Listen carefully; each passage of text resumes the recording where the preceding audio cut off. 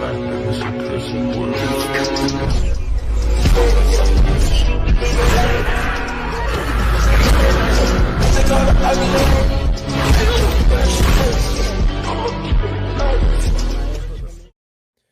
guys, this is part 1 for what if Izuku Midoriya was in the FNAF universe. Hey guys, I know it's been a while, but I got this idea for this, well, this new what if. I've been getting up into the lore of it, new games coming out soon, or already has recently, but you get my point. It's interesting me. So I thought, I've got some spare time, why not do it? Make a series out of it. Anyway, let's get into this. We zoom in to a distraught Izuku Midoriya with his head down, walking, his hands on the straps of his yellow bag. This is after the incident with the sludge villain. All Might's words ringing in his head. Sorry, kid, you can't be a hero. Which hurt even more after being reprimanded by the heroes, after he chased in the danger and no one else would move, trying to save his childhood friend Bakugo. Well, bully, really. But he always thought Bakugo as a friend, regardless. Anyway, as he was walking, he started thinking of one word All Might did say, which did bring some light to the darkness. And the words were, kid, you don't need a power to help people. Sure, you can't be a pro hero, but look at firefighters, police officers, medics. They help people on a daily basis, and they may not be flashy, but they're necessary. Those words brought a sliver of light back into his eyes, which gave him hope. Even if I can't be a hero, the number one hero, he said to himself while mumbling, I can still help someone. He kept repeating these words as he started walking to his apartment complex after missing the train. It's slowly getting dark, but he made it home by evening. He started hearing muffled cries behind his door to his home. Obviously, his mother? As he opened the door, before he could even step a foot in, he got hugged. Izuku? Izuku, are you okay? Why are you so late? She said, worrying over him with tears started falling out of her eyes. Are you okay? Did anything happen? As she hurriedly checks his body for any wounds, damage, or anything else could have happened. Why are you so dusty? As she starts wiping the dust off. I'm fine, Mum, he said, calming her down as he put his hands on her shoulders. It's just, I got a little busy, he said as he rubbed his head. Oh, don't scare me like that, Izuku, as she led him inside after closing the door. As they sat down, it was a minute of quietness before Izuku gathered up the courage to say to his mother, Mum, we need to talk. Yes, Izuku?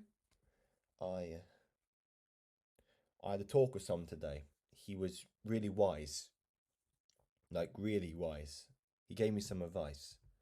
And he made me come to terms with, I'll never be a pro hero. His mother, Inko, looked dumbly towards him. Being a hero is what Izuku's always wanted to be, like his entire life. There's not one moment that he wasn't worrying about All Might, checking out the internet, what happened, news. Hell, his entire room had memorabilia towards him. Posters, figurines, even a jumper and a tracksuit completely designed for All Might. Which kind of shocked Inko, as she wondered, what could have made him change his outlook this much? But I do believe I can still help someone, help people. I may not have a power, but I can still help people as an officer or a medic or a firefighter. Those words, even if they did seem cruel, brought Inko massive amounts of joy, knowing that her child would never nearly be in as much danger as if working as a police officer, as really they're just there for crowd control in this day and age, where there's people who can destroy buildings. They were just meant to keep the public away. As she rushed towards Izuku, giving him a hug, she said, I'm so proud of you. I'm sorry. It's okay. I understand. Thank you for always being there for me, even if I worried you so much, as he gave her a hug. Now we do a time lapse of 1 year. In this time lapse, Izuku has been training. He's been training almost every day as he finally decided what he wants to be in his life. He wanted to be a police officer, which was, well, the closest thing to a pro hero he could be, helping people, the public. As and as he knew that, they had to have strong bodies, especially of people in this day and age. So in this year, he started working out, which has resulted in him growing. Instead of just being the small, lanky boy in the school uniform, now he could comfortably fit 5'9", 5'10".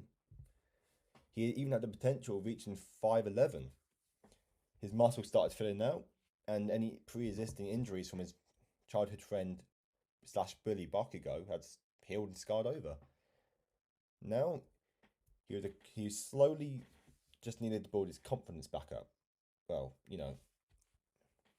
from constantly being put down most of his life at school.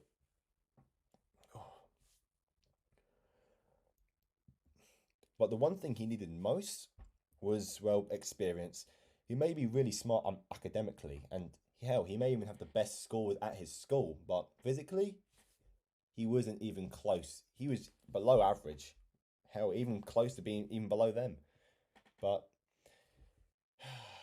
he sighed to himself, I really need to get experience. If I have experience, that can counteract my lack of physical and older years, which I've lacked of it. But who's going to hire a 5th or 16-year-old? Oh well. But before he could start going back to the internet searching for different opportunities, his mom came in.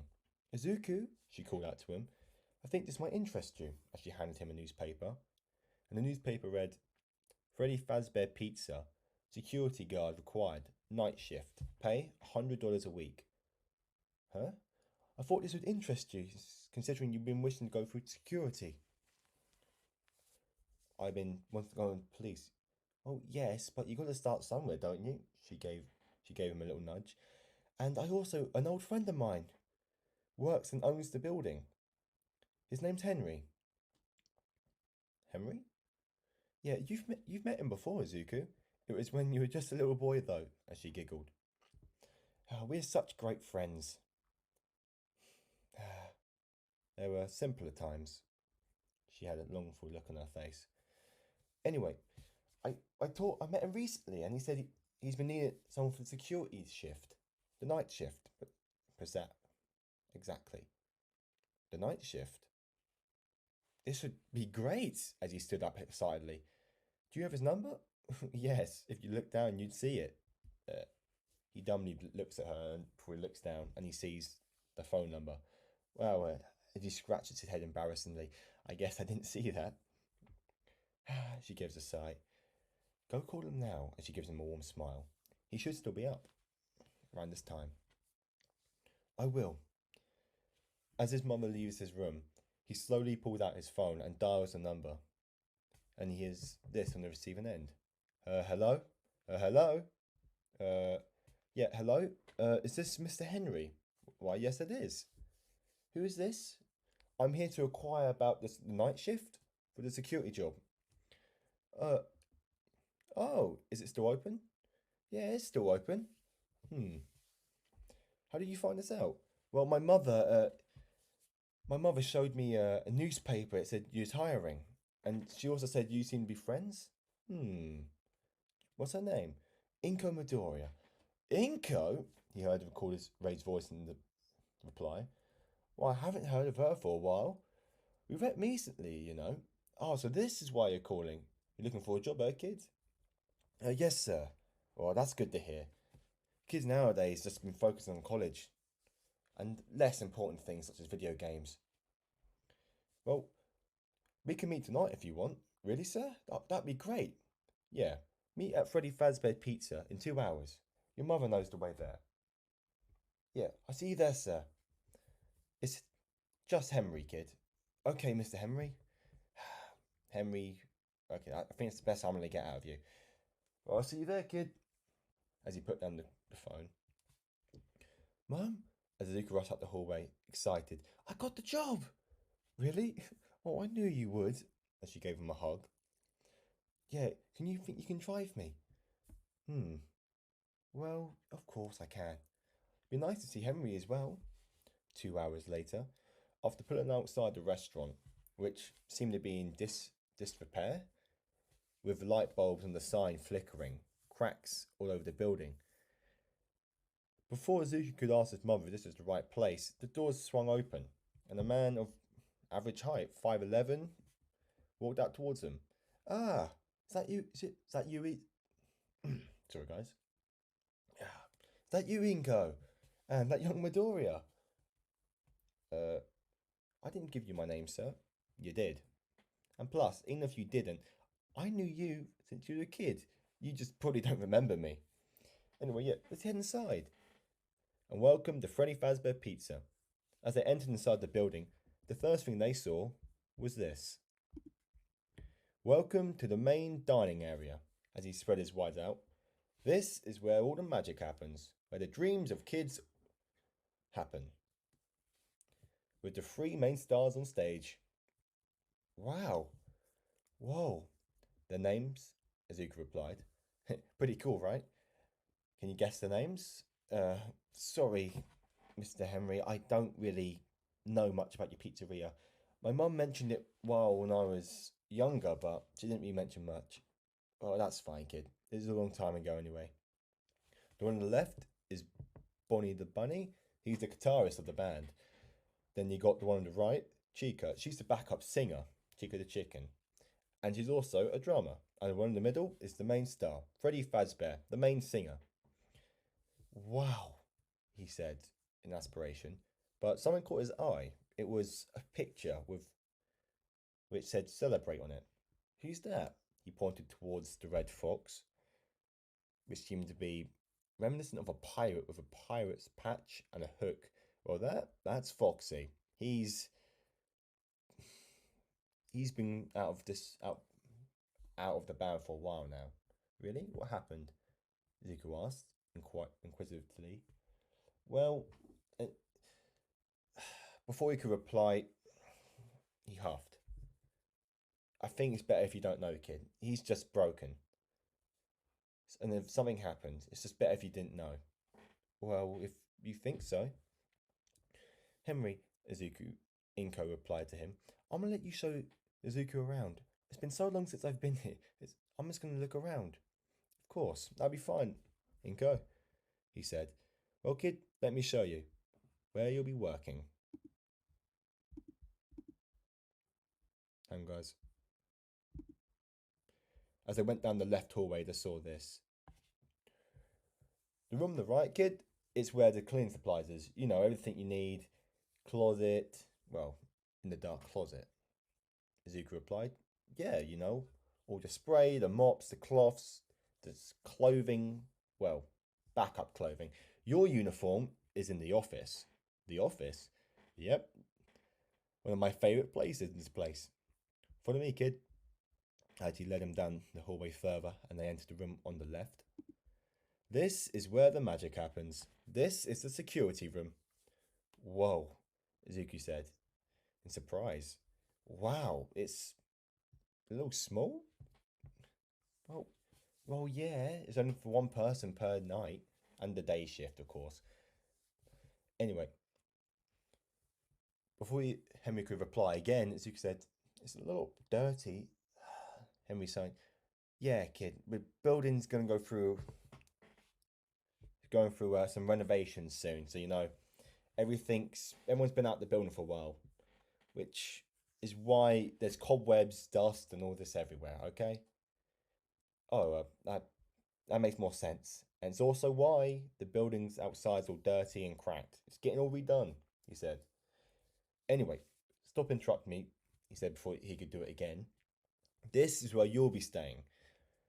You see, on the left doors and the right doors, there's these lights. These are the bottom buttons. You pointed and activated them. And the ones above them, well, let me show you. You walk to the right door, and as you hit the top button, a massive sheet of metal, of steel, slammed down, making a boom echo through the room, making Izuku jump up in surprise. You call that a door? That thing's a blast shield, he said in aspiration. Well, yeah, kid, we take the security of Freddy Fazbear's officers very seriously. As he knocked on this, nothing's getting through this. Wow, must have cost a lot. Yeah, it did cost a pretty penny, he said, as he rubbed the bottom of his nose. Anyway, these can block almost anything. Almost, you know. Nothing's impenetrable, of course. Here's the security system, as he handed him a pad. You'll be using this for the entire night. As Zuki started circling through the cameras, looking through the kitchen, the dining area where he saw his mother, and the stage, he looked down and he saw a battery. Oh, what's this, Mr. Henry? Oh, yeah, that's only temporary, kid. You see, as we're going through renovations, the main building's power supply has been cut off, so it's on generator. So which will only be refueled every night. So you have a limited power supply, okay? So don't you be messing around anything in here, okay? Isn't that kind of dangerous? Kid, we're in renovations. We needed something, okay? Plus, if you haven't noticed, we're in the middle of nowhere, he said, as there's no one around us for miles. Uh, yeah, I guess. Now come on, stop asking the dumb questions and let's head back to your mother. Oh, wait, before we do that, there's one more thing I need to show you. Your uniform. Here it is. As he opened the locker and pulled out a purple uniform with a cap. Here you go. This is the uniform of every Freddy Fazbear's employee. Well, for the security section, of course. You'll be wearing this every night. It's mandatory, by the way. As he handed it to him. You can keep it. As a little gift. Usually you have to pay for the uniform when you first check, but considering you're in kid, I can make an exception. Anyway, that should be everything. Let's go back to your mother. As they went back to the mother, through the hallway. Anyway, guess we're stuck with this one for now, guys. Hang on. Yeah, that'll have to do. For now. As they went through the hallway, back to the dining area, they went to Inko. We're leaving now, Inko. I have to close out. Oh, thank you. And we replied, I hope you've enjoyed your stay here, even if it's just for a little while. A couple minutes at least. As he led them towards the door, Inka replied, oh yes, it was lovely seeing these old memories and those old animatronics once more. Does bring back memories? As she looked down, a thoughtful look on her face. Well, I want you here by 11, kid. Give you an hour to look around properly, okay? He nodded towards Izuku.